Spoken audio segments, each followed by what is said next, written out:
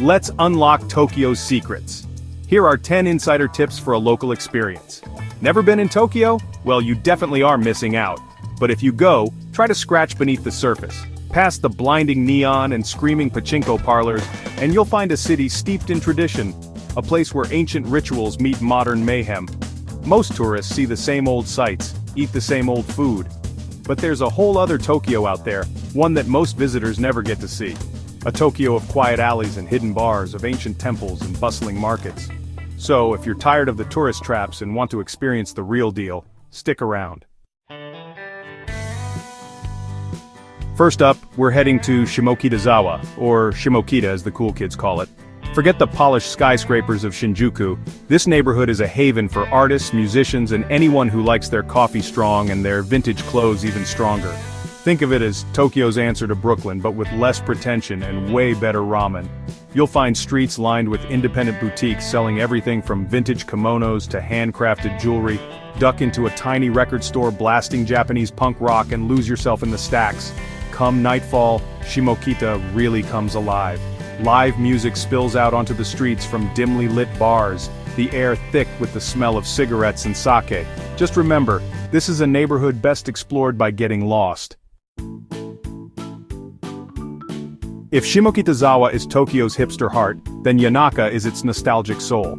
This neighborhood is like stepping back in time, a place where the pace of life slows down, and the city's chaotic energy melts away.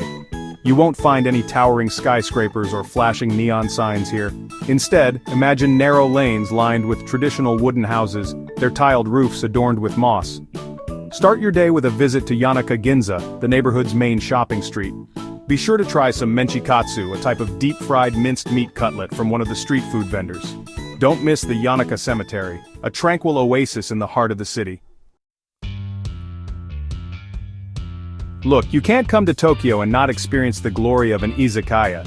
These are the smoky, boisterous heart and soul of Tokyo's after-work scene. Forget your fancy Michelin-starred restaurants. An izakaya is where you'll find the real deal, both in terms of food and atmosphere. The menus are usually a glorious mishmash of Japanese comfort food, from yakitori, grilled skewers, to karaage, fried chicken, to edamame, salty soybeans. And the best part, it's all meant to be shared. Order a bunch of dishes, pass them around, and wash it all down with ice-cold beer, sake, or shochu. Just point, smile, and be prepared to have a good time. Okay, you want to experience a Tokyo izakaya like a pro? Then we're heading to Omoide Yokocho, also known as Memory Lane or less charitably, Piss Alley. This narrow alleyway near Shinjuku Station is a relic of old Tokyo, a warren of tiny bars and eateries crammed together like sardines in a can. Forget your fancy craft cocktails and minimalist decor. Here, it's all about cheap drinks, greasy food, and the kind of atmosphere that can only come from decades of smoke, sweat, and spilled beer. Don't be afraid to squeeze into a tiny bar with only a handful of seats. Omoide Yokocho is not for the faint of heart, but it's an experience you won't soon forget. Look, I'm not usually one for festivals. Too many crowds, too much noise, too many people trying to sell you overpriced souvenirs.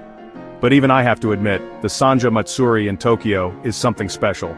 Held every May at the Asakusa Shrine, this festival is a full-on sensory overload, a riot of color, sound, and tradition that'll leave you wondering if you've stumbled onto another planet.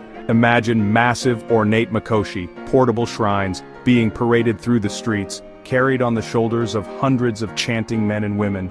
The Sanja Matsuri is a celebration of Tokyo's past, a reminder of the city's deep-rooted traditions and its enduring spirit. If you're looking for a festival with a little more history, a little more pomp and circumstance, then the Kanda Matsuri is calling your name. Held every other year in mid-May, this festival is one of Tokyo's oldest and most prestigious, dating back to the 17th century. Think elaborate processions of people dressed in traditional costumes, samurai warriors on horseback, and yes, even more makoshi.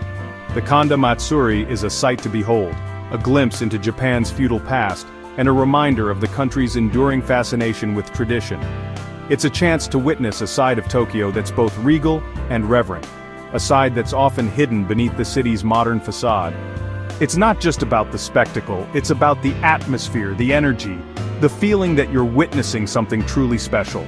It's about immersing yourself in a culture that's both familiar and foreign. Okay, let's talk logistics for a minute. Tokyo's public transportation system is a thing of beauty and a nightmare all at once. It's efficient, it's clean, it's punctual, and it's damn confusing if you don't speak Japanese.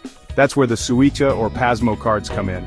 These rechargeable smart cards are your ticket to navigating Tokyo's trains and buses like a pro, no Japanese language skills required. Trust me, getting a Suica or Pasmo card is one of the best things you can do to make your Tokyo trip smoother and less stressful. Look, I get it. There's something romantic about getting lost in a new city, wandering down unknown streets, stumbling upon hidden gems. But let's be real, sometimes you just want to get from point A to point B without wasting precious time and energy deciphering maps or asking for directions in broken Japanese. That's where navigation apps come in. Apps like Hyperdia and Japan Transit Planner are your digital Sherpas, guiding you through the maze of train lines, subway stations, and bus routes with ease. Trust me, these apps are a lifesaver, especially during rush hour when the trains are packed like sardine cans. Listen, I'm not gonna sit here and tell you that you need to be fluent in Japanese to enjoy Tokyo. Hell, I've traveled the world on a diet of broken phrases and hand gestures. But here's the thing, making an effort to learn a few basic Japanese phrases goes a long way. It shows respect for the local culture, it opens doors to unexpected interactions, and it might just save you from a world of awkwardness. Think about it. How would you feel if someone visited your country and didn't even bother to learn how to say hello or thank you in your language? Mastering a few essential phrases like sumimasen, excuse me, arigatou gozaimasu, thank you, and eigo ohanasamasu ka, do you speak English, can make a world of difference. Alright, you asked for it. Here's your crash course in essential Japanese phrases, guaranteed to make your Tokyo trip smoother and more rewarding. First up, sumimasen. This is your all-purpose phrase for getting attention, apologizing, and generally navigating social situations. Next, arigatou gozaimasu. This is your go-to for thank you, and the more formal you make it, the better. Now if you really want to impress the locals, try konnichiwa, hello, or konbanwa, good evening. And finally, if all else fails, there's always eigo o hanasamasu ka, do you speak English? So there you have it, kids. 10 insider tips to help you unlock the secrets of Tokyo and experience the city like a true local.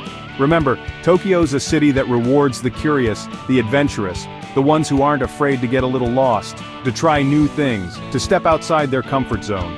Don't be afraid to ditch the guidebook, to wander down those narrow alleys, to strike up a conversation with a stranger in a smoky izakaya. You might just discover a hidden gem, have an unforgettable experience, or make a new friend along the way. Cheers.